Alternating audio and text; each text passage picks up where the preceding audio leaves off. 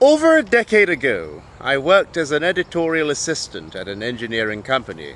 Now, I'm an English teacher by profession, but before I became an English teacher, I edited journals as well as engineering magazines. I'm not an engineer by any stretch of the imagination. But anyway, our boss was a Chinese gentleman, a boomer, if you will, in his 50s. And there was a time I remember when he said to our Malay colleagues in a spirit of jovial energy, it's such a pity that you guys can't eat real bak kut teh. I mean, chik kut teh is just not the same, you know? So, although the Malay colleagues of ours laughed it off as a harmless joke, in their hearts, they were not happy about it. And they would often bitch about this boss behind his back. Now, this Chinese boomer wasn't some foaming in the mouth Chinese ultra. He didn't even speak Mandarin. He spoke dialect. He wasn't exactly a banana, but he wasn't some Chinese ultra. Because if he was a Chinese ultra, I wouldn't even have been hired in the first place. A dialectless Peranakan like myself wouldn't even have a job in the first place, right?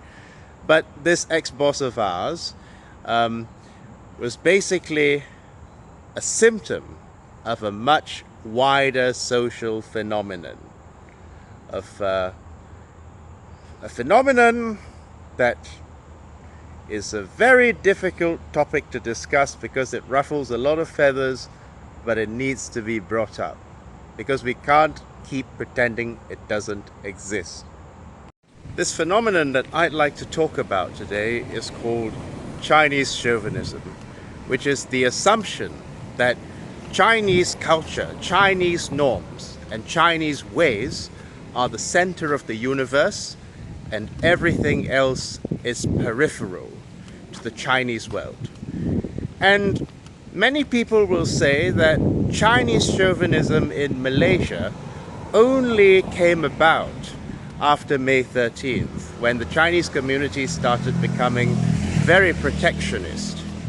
Well, yes, many older generation Chinese Malaysians do suffer from historical trauma as a result of May 13, which was a culmination of various factors, not just Malay ethno-nationalism.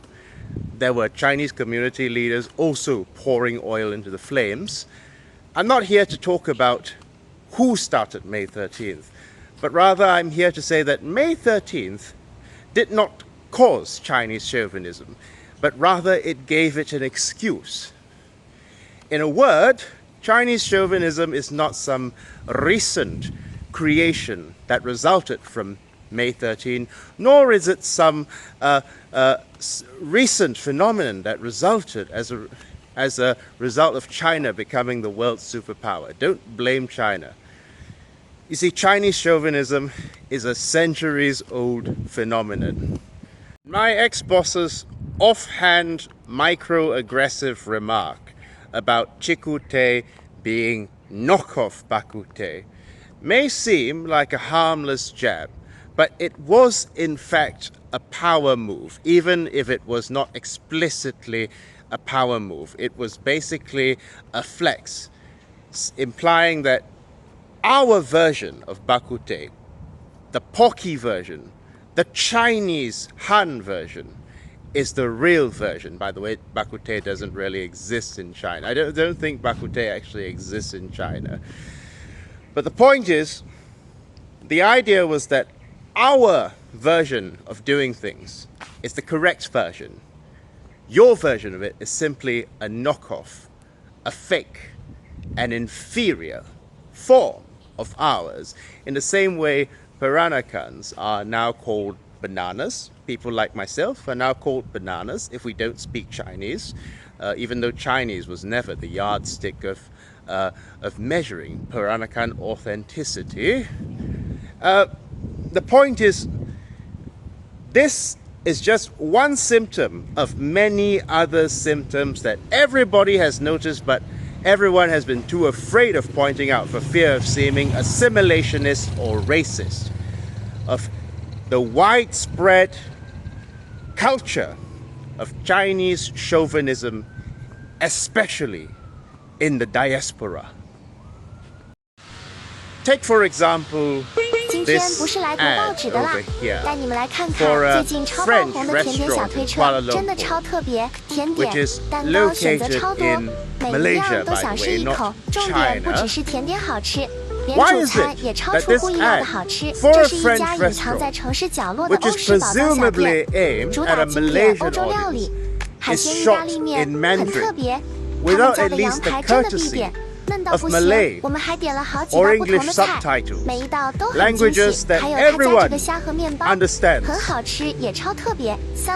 Because the assumption is that only Chinese business is required, is necessary, and that only the Chinese world, the Chinese-speaking world, is relevant in our customer base. The idea being that, you know, you can come and eat in our restaurant if you like, but, you know, we're not really thinking about you if you're Indian or Peranakan or Dayak or Kazakh or whatever. No, we're thinking about the Chinese customers. Those are the only customers that really matter to us. Let's talk about Mandarin-only job advertisements. The common knee-jerk reaction by Chinese chauvinists in this country is that you can learn Chinese, but we cannot become Malay. Okay, well, that's not really the point, because if you're an accountant crunching numbers, why, it doesn't really matter if you speak Chinese or not, does it? It's not really relevant to the job description. Oh, now you can say, oh, but it doesn't fit within our company culture if the staff doesn't speak Chinese, because then they won't get along with other staff. Well, as a matter of fact, there is no clause in our constitution which says that you have a right to safe spaces with people of your own linguistic and cultural background, okay? There's no clause in the constitution which defends your right to hire only within your clique, okay? In fact, I even saw a comment on my YouTube channel once, a delusional comment saying by, like, for example, this is KL, you must speak Mandarin. And then, look at this comment. This comment on Layat Forum by this, whether it's a salesman or saleswoman, I'm not sure, but this customer was berating the Chinese salesman or saleswoman, saying that you're such an embarrassment because, you know, you don't speak Chinese. How can you live in Malaysia if you don't speak Chinese? That's what the customer said. Okay, let's rephrase that line. How do you live in Malaysia if you don't speak Chinese? Well, I'm sorry if my geography knowledge was not up to date. I was not aware that Malaysia was a city in China. I'll make sure I update that. But the point is, these people, these Chinese chauvinists are so arrogant, so out of touch with Malaysia, that they even demand that people speak Chinese to them when Malaysia is not even a city in China, and they get upset when they can't find a Chinese-speaking salesperson. Is this reasonable? Well, it's as reasonable as a white man in Mexico getting angry if they can't find an English-speaking salesperson. Look, if you do not feel comfortable in spaces without Chinese speakers, then perhaps this country is not suitable for you. Perhaps China would be more suitable for you. But, you know, I doubt you'd actually fit in China, because, why, China is not exactly as parochial or rigid as many of the diaspora Han chauvinists. You see, because I have no problem getting on with mainland Chinese people. In fact, I brought my mainland Chinese friends to the Zhenghe Museum to teach them about the link between China and Malacca. And you know what? They were so grateful for my my hospitality that they paid for my meals, they paid for my patrol, even though I wasn't expecting it. So they don't have this kind of insularity that many in the diaspora seem to have for some reason. I'm not part of the diaspora, I'm Peranakan. But the question I have is, why is it even privileged Chinese people who speak fluent English seem to form their own silos, whether that be at work or in an international school environment? I did teach in an international school environment for a while, so I did notice this, okay? Why is it that of all groups in this country, the Chinese seem to be the most insular and cliquish? Even if they speak fluent English, there are often times when they still revert to Cantonese or Mandarin among themselves in a work environment where not everyone happens to speak Chinese. You know, it's not actually very courteous to speak in a language that not everyone understands, but courtesy, I suppose, is a thing of the past. But, you know, I'm a Peranakan, so that courtesy is as natural as breathing to me, you see. So I find it very difficult to understand the insular diaspora mentality of being so uninclusive, because you can say it's because Chinese people face discrimination in Malaysia.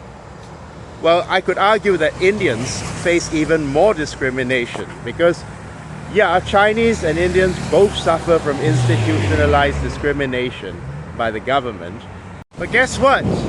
Chinese people are not being denied rental property or called things like Apu Nene. And I guess we know the main race of the culprit who are denying them rental property, right?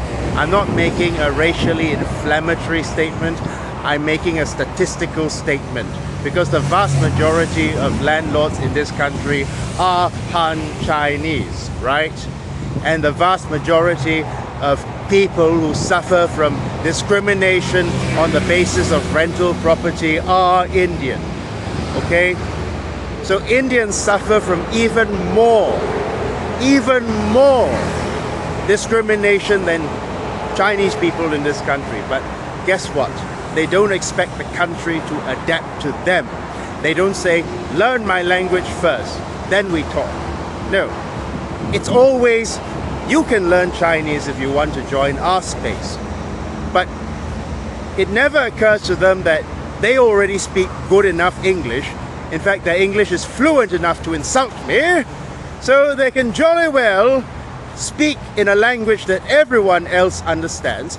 But because they believe that they are the center of the universe, and their language is the center of the universe, and their culture is the center of the universe, why then everybody else must play catch up to them, and not the other way round. So you often see these Chinese ultras lauding Indians or Malays who have learned how to speak Chinese as model minorities.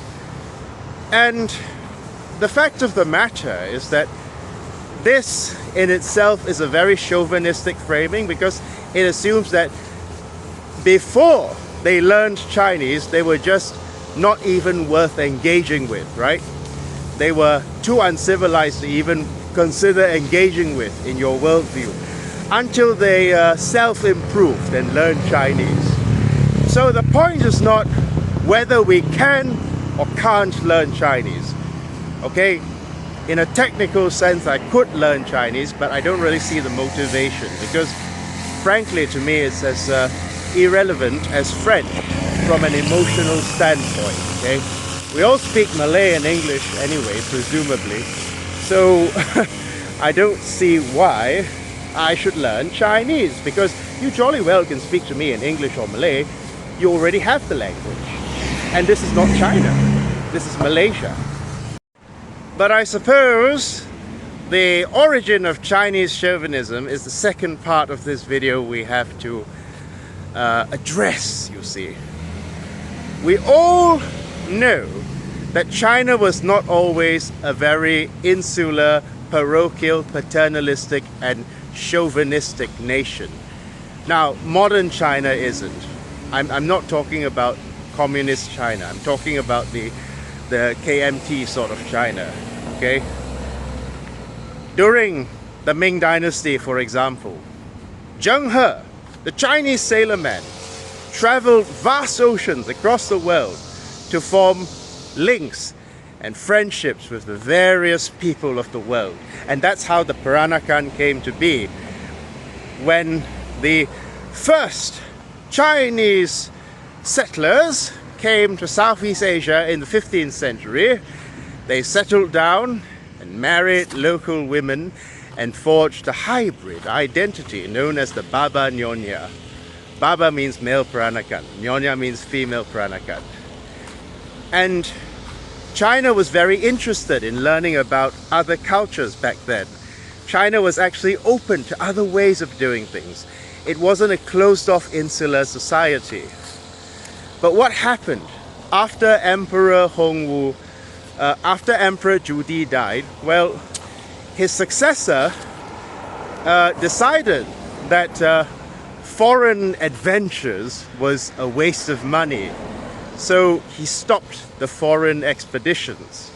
And from that time on, the Ming Dynasty became a very insular and closed-off hermit kingdom, so to speak.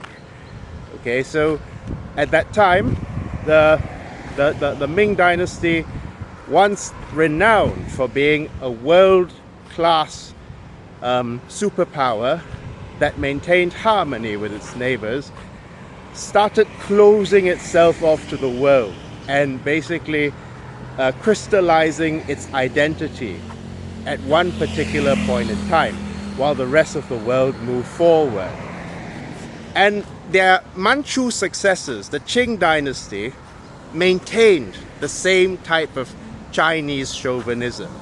Now, even though the Manchu were not strictly speaking Han, they might as well have been Han chauvinists, because they not only adopted the culture and customs and ways of the Ming Dynasty before them, including inheriting the Ming Dynasty fleet, they also adopted a very paternalistic attitude towards the rest of the world that led to what we call the Century of Humiliation. The moment that really sealed the fate of China, due to their leaders' own hubris, was in 1793, when the British diplomat Lord Macartney came to China in order to try and form diplomatic links with China. Now, I know, of course, the British Empire was a self-serving and rapacious capitalist enterprise. We acknowledge that. But at the same time, China itself regarded the British diplomat's appearance in the Qing court as being an act of submission, not a request for partnership, but an act of submission. I'll read to you a passage by the Chinese Emperor Qian in that time, in his letter to King George III, in which he misinterprets the British envoy's entrance into China as an act of submission rather than an act of partnership, seeking partnership, basically. It's quite telling about how delusional many of the Chinese leaders in that time were about China's supremacy, even though China was basically behind the world at that time. And I'm going to explain how history repeated itself in Malaysia. You, O king, from afar have yearned after the blessings of our civilization, and in your eagerness to come into touch with our converting influence, have sent an embassy across the sea bearing a memorial. I have already taken note of your respectful spirit of submission, have treated your mission with extreme favor, and loaded it with gifts, besides issuing a mandate to you, O king, and honoring you at the bestowal of valuable presents. Thus has my indulgence been manifested. Regarding your nation's worship of the Lord of Heaven, it is the same religion as that of other European nations. Ever since the beginning of history, sage emperors and wise rulers have bestowed on China a moral system that inculcated a code from which time immemorial has been religiously observed by the myriads of my subjects. There has been no hankering after heterodox doctrines. Even the European officials in my capital are forbidden to hold intercourse with Chinese subjects. They are restricted within the limits of their appointed residences and may not go about propagating their religion. The distinction between Chinese and barbarian is most strict, and your ambassadors request that barbarians shall be given full liberty to disseminate their religion is utterly unreasonable. It may be, O king, that the above proposals have been wantonly made by your ambassador on his own responsibility, or peradventure you yourself are ignorant of our dynastic regulations and had no intention of transgressing them when you expressed these wild ideas and hopes. If, after the receipt of this explicit decree, you lightly give ear to the representations of your subordinates, and allow your barbarian merchants to proceed to Qian and Tianjin, with the object of landing and trading there, the ordinances of my celestial empire are strict in the extreme, and the local officials, both civil and military, are bound reverently to obey the law of the land. Should your vessels touch the shore, your merchants will assuredly never be permitted to land or reside there, but will be subject to instant expulsion. In that event, your barbarian merchants will have had a long journey for nothing. Do not say that you were not warned in due time. Tremblingly obey and show no negligence. A special mandate. Now, of course, we know that the British were rapacious capitalists and rapacious imperialists. But what China really missed at that particular point in time was the chance to modernize. No. Emperor Qianlong quite flatly said to the British that you people, in fact anybody outside of China, is an inferior barbarian, basically.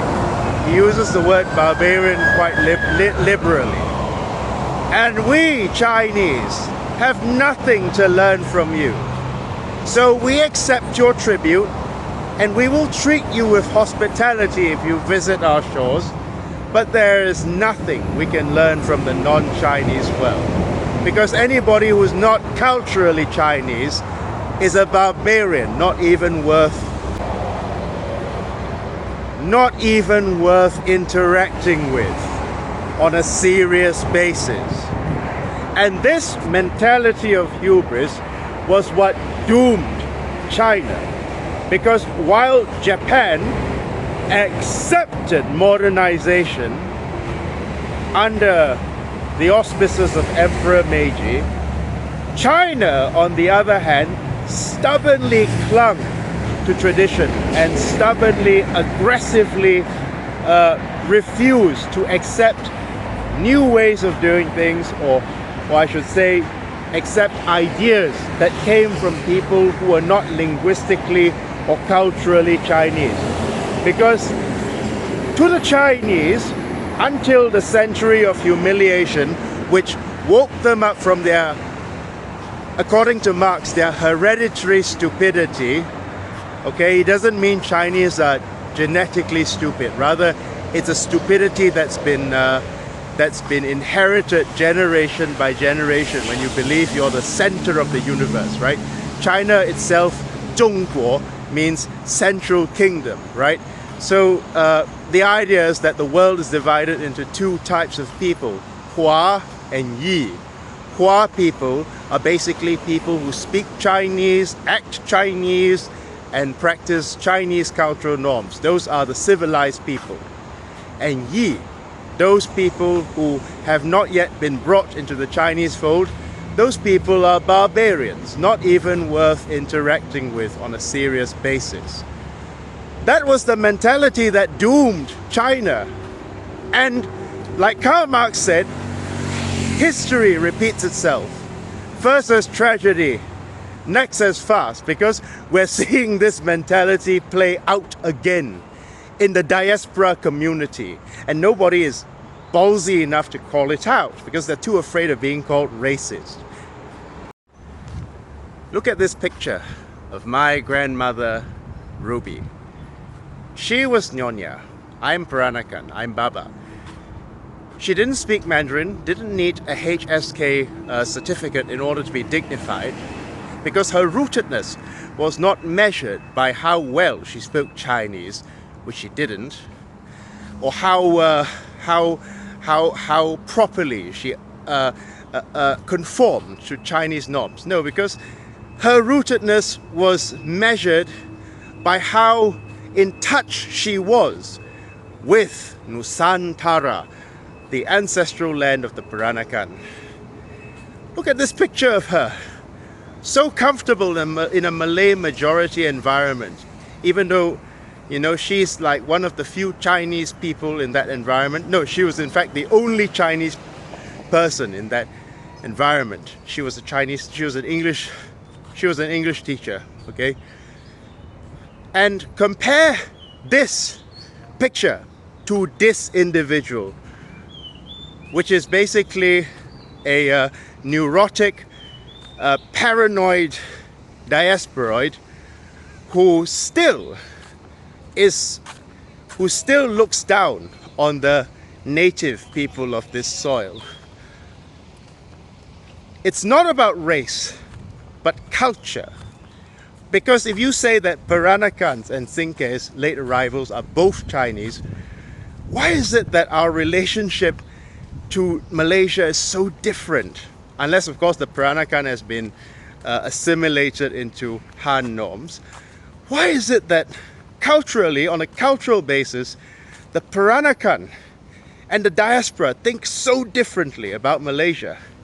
It's because our ancestors, it's because your ancestors came here to make a living while our ancestors were already living, okay? You see, the only difference between your ancestors and mine was that my ancestor cut ties with China.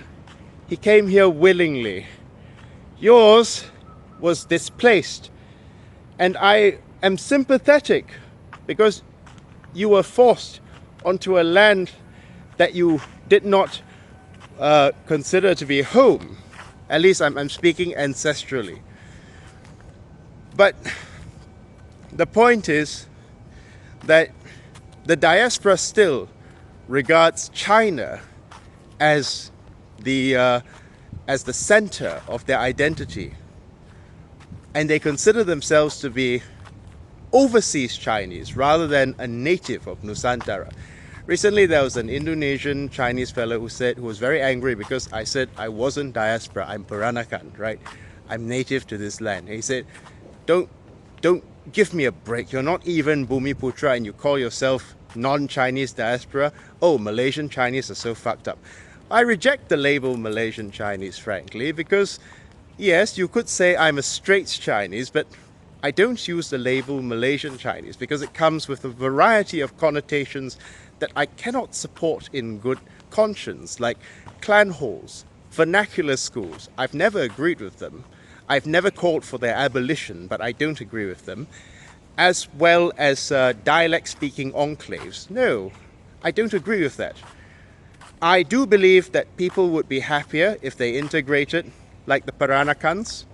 You could marry into Peranakan families, but the point is, it's your choice if you don't want to integrate, but don't blame me for your ancestors' choices to keep you in Chinatown, basically. You had every right to marry into Peranakan families, but you didn't. You see, the first wave of Chinese who came to Nusantara had to marry into the soil because there were no Chinese women, or if there were, they were in very scarce numbers. Whereas the second wave, the late arrivals who came in the late 19th century, like the 1890s or the early 20th century, at that time they would either bring their wives with them, or if they didn't have wives, they would import brides from China. And rather than accept the Peranakan model of integration with the land, they chose isolationism in the same way the Ming Dynasty and the later Qing Dynasty chose isolationism. Because they decided that Malaysia was only a temporary setback. When China improved, when things in China improved, they would return from their exodus back to China. And that's why vernacular schools were created. The first vernacular school in Kuala Lumpur, Kuan Cheng, established in 1908, was created as a means to create loyal daughters to the Han who would not be corrupted by the land, basically. You know something ironic, though, is that despite the fact that, Chinese ultras or Chinese identity defenders are so adamant about preserving Chinese culture, the first headmaster of Kuan Cheng actually had a Japanese wife. Did you know that? Yoshiko Watanabe was the wife of the first headmaster of Kuan Cheng. And she was even brought in as a teacher. Did you know that? So obviously they didn't mind Japanese people teaching in their school because Japanese are phenotypically more similar to a Han Chinese than a Peranakan, right?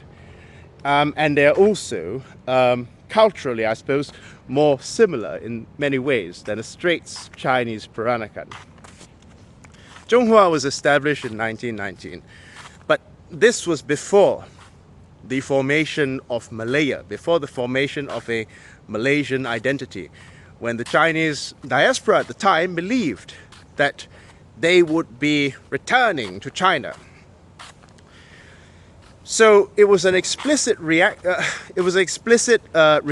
if you will, of the Peranakan model, because they did not want their children to lose their heritage. So unless the Peranakan family was very, very rich, you didn't typically see new arrivals marrying into Peranakan families either. Okay? Now, in 1960, this is going to be a very touchy topic for the Malaysian Chinese. In 1960, the government introduced the Rahman Talib report, which was meant to integrate the Chinese vernacular schools into the national system. Basically, Chinese vernacular teachers were overworked and they were overwhelmed and they were underpaid. Many of them were underqualified because many of them did not have ample training. Okay? And so the government tried to institute reforms in order to nationalize the vernacular schools. But while many Chinese vernacular school headmasters were welcoming of these reforms, because it would mean that teachers like my grandmother, capable British-trained teachers, could enter these schools and pull up the standards and basically lighten the workload of the teachers and thereby increase their pay, because when you have government funding, their pay increases as well. Chinese community leader Lim Lian Giok fiercely resisted this move. In his own words, Chinese vernacular schools are the fortress of Chinese culture, right? They are the fortress of the Chinese community. Basically, my grandmother, although she was categorized as Chinese, there's no way that Lim Lian Giok would have invited her to participate in his identity revival project. No, because she wasn't the right type of Chinese, you see. She wasn't a Mandarin-speaking Amoy, she was a Peranakan. The point is, the government offered to step in and to help to improve the schools. Not only improve them, but rather to make them, to lighten the load of the teachers. If you've ever seen a vernacular school, there are like 50 to 60 students per class, okay? There's a shortage of manpower in these schools. The government offered to help, but Lim Lian Giok said, no thank you. We will keep our schools exactly the way they are. Thank you very much, because we do not want corrupting influences in our schools. And it was the same kind of mentality of the Chinese community leaders, right, who basically refused integration and built parallel structures to the land. Even when schools like Penang Free School existed, where my Baba grandfather went, it was not good enough for these Chinese community leaders, because why? They didn't want their children to become westernized. They didn't want the Chinese community to so-called lose their roots and become like a degenerate Peranakan, right? So that's why they built these parallel structures, even though very highly qualified institutions of learning were already available at the time, like the Penang Free School, where my grandfather and Tunku Abdul Rahman went. It was not good enough for them. So it's kind of like when you have a beautiful spread at the table, and somebody comes into the table, a guest joins you at the table and says, looks delicious, but thank you very much, I'll bring my own McDonald's with me, because McDonald's is my comfort zone, right? Now, a common retort that I get is that vernacular schools still produce the best results in this country, right? But academic results was never the point in this video. I was not saying that the teachers are not good. I was not saying that the academic results were bad. But what I am saying is that these fortresses have created very insular comfort zones, okay? Where people can go their entire life without making a single non-Chinese friend. Not only that, this chauvinism has even rubbed off on people you might call bananas, people who don't speak any Chinese. Because I've noticed the same kind of chauvinism in the bananas. Again, I don't blame vernacular schools for this chauvinism. They're just a symptom of this chauvinism. Like Lee Kuan Yew, for example, was not a vernacular school educated Chinese. He was not, certainly not a Chinese ultra by any stretch of the imagination. He even abolished vernacular schools in order to standardize the curriculum. But even he, a banana until his 30s, was also the same in some ways as the foaming in the mouth Mandarin First Chinese ultra. Because Lee Kuan Yew quite explicitly said that the Malays are not in the same, they don't come from the same genetic stock as the Chinese and Indians in order to compete in the same race.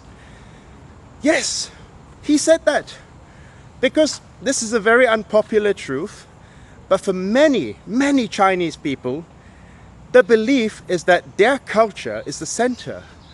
Even bananas have this belief, while everybody else's culture is just background noise right? So, for example, if you say, for example, that, you know, I speak good English for sure, but you have to learn Chinese if you want to be my friend, that's exactly what I mean by chauvinism. You're basically putting up a barrier to friendship or a barrier to interaction with people who don't fit your cultural standards, who aren't culturally good enough for you. It's the same Hua-Yi mentality. Like, I will not interact with barbarians. I will only speak with people who share my culture or share my language, right? And this, as I've warned you, is the same kind of mentality. This arrogance, this hubris is the same kind of mentality that led China to the century of humiliation. Because while Japan was modernizing and becoming a superpower, arguably you could say that Japan's modernization happened too rapidly, that it became a fascist superpower. At the very least, it was never colonized, because Japan had the good sense to basically be pragmatic and deal with people outside the Chinese world, while China clung to its own insular norms and refused in a most hard-nosed fashion to accept ideas from people who weren't part of the Chinese-speaking world. And as a result, China stagnated. China fell into a century of humiliation because it failed to defend itself from external forces. And yeah, that could have been avoided if China had been as pragmatic as Japan, but it wasn't.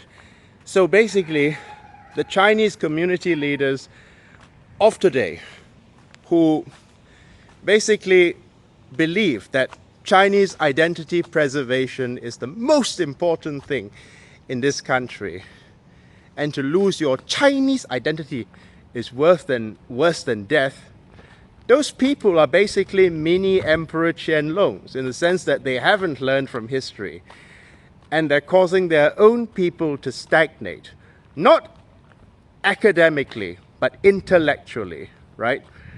To the extent that, well, they cannot even entertain ideas that don't come out of their echo chamber.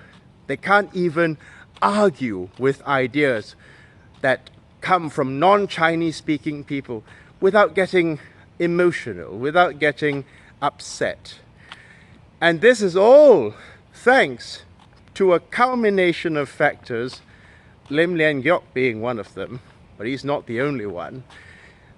The point is that the Chinese diaspora, of course, needs to wake up and actually start taking a long, hard look at themselves before they condemn Malays of being intolerant, before they condemn other cultures, before they condemn whites of being racist.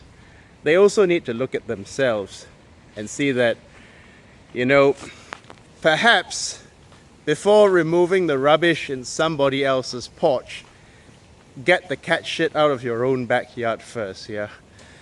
Okay, because the cat shit in your backyard is stinking a lot more than the rubbish on other people's porch. Thank you very much. Have a wonderful day.